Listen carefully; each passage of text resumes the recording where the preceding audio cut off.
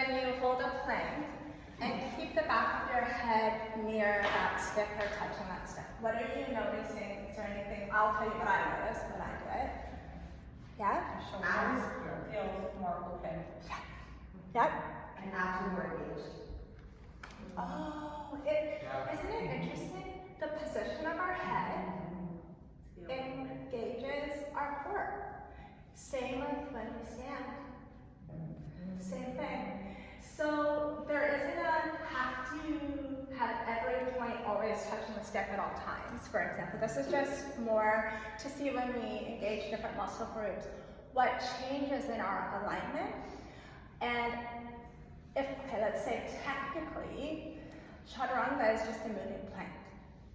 So we come into our strong plank, and I was going to, this is not really it, but I'm not very tall. So let's say I'm in plank and I've got all the points, pretend I'm in a really good plank. Okay, back of my head, my bum, my heels touching a really long stick.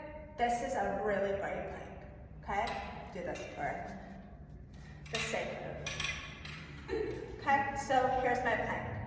When we come into chaturanga, you want to keep mainly those points that are touching the stick in your plank. If I had long sticks, we would do this.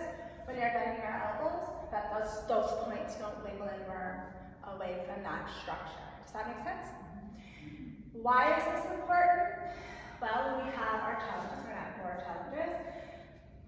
The number one injury is shoulder rotator, and that is mainly because of chaturanga and the position of the head. And oh, we gotta get down. Then, if you really want to go underneath all of that, we're not breathing. Really? Like when we're straightening, what are we doing? Right? So that's why breath foundation is so important, and especially when we say exhale chaturanga, there's a purpose in that. So you can even chaturanga at the bottom of your exhale. So sometimes I'll say, you're in plank, lower your knees, take a big breath in, start your exhale, and then at the bottom of your exhale, and then inhale up. You can just do that. Then we come out of that alignment. When we've really warmed, open our heart, this is extension. And then here we are in our upward dog. Watch my belly. We pull almost back into that place of neutral so that my belly is really working. And then guess what? Downward facing dog is our next practice, because what happens in downward dog? We pull back, and then the same thing. So, in downward dog, we'll be finger away. So I'm going to go forward dog, and then I'll ask you to put a stick on me when I'm halfway in towards downward dog. Okay? So here we are. We're in our good plank. You can even test me out now. So usually this happens. So we're gonna pull up, find that strong plank. I'm gonna try it without my knees. Chaturanga, and then obviously this changes. Now I'm gonna put the stick back. Exhale. And then downward facing dog. That's what happens. So what if this is going on? This is a pretty common, downward dog.